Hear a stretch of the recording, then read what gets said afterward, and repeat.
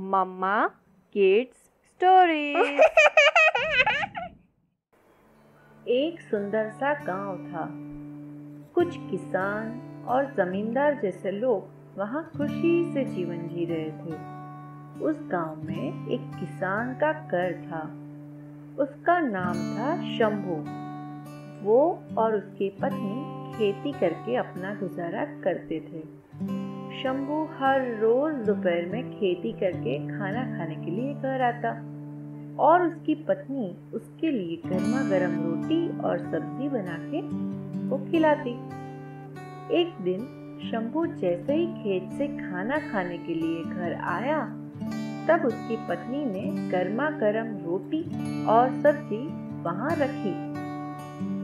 तुरंत ही वहां एक बंदर पेड़ से फट से उतरा और झट से रोटी लेके फिर से पेड़ पे चढ़ गया और रोटियां खाने लगा। शंभू और उसकी पत्नी तो जैसे चौंक ही गए।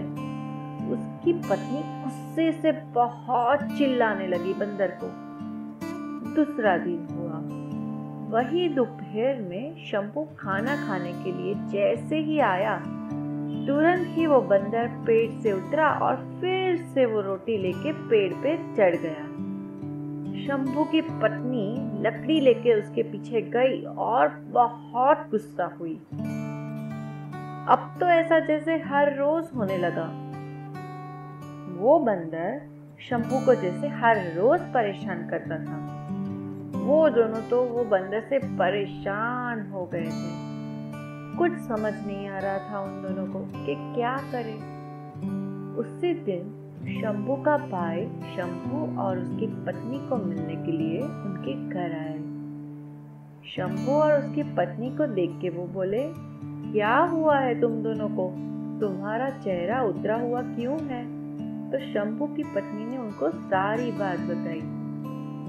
फिर शंभू के भाई ने शंभू की पत्नी को कहा कि मेरे पास एक तरकीब है, वो बंदर को भगाने के लिए। ऐसा कहके उन्होंने शंभू की पत्नी के कान में कुछ कहा। दूसरे दिन फिर दोपहर में शंभू खाना खाने के लिए घर आया और उसकी पत्नी ने गर्मा गर्म रोटी और सब्जी फिर से उसके खाने के लिए रखी। तुरंत ही जैसे पेड़ से वो बंदर उतरा और वो रोटियां लेके चला गया। जैसे ही उसने वो रोटी खाई, वैसे ही वो तुरंत उधर से भाग गया और फिर वहां कभी भी नहीं आया। शंभू ने उसकी पत्नी को कहा, तुमने ऐसा तो क्या किया कि बंदर अभी यहाँ आता ही नहीं है? तो उसकी पत्नी ने कहा कि वो दिन मैंने वो रोटी में लाल मिर्च का पाउडर डाल दिया था।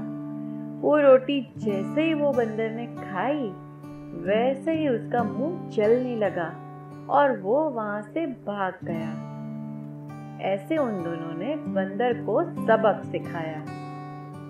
हेलो बच्चों, आपको आज की स्टोरी पसंद आई? ऐसी नई नई और अच्छी अच्छी स्टोरियाँ सुनने के लिए हमारी स्टोरी को लाइक करें, शेयर करें और हमारी चैनल को सब्सक्राइब करें।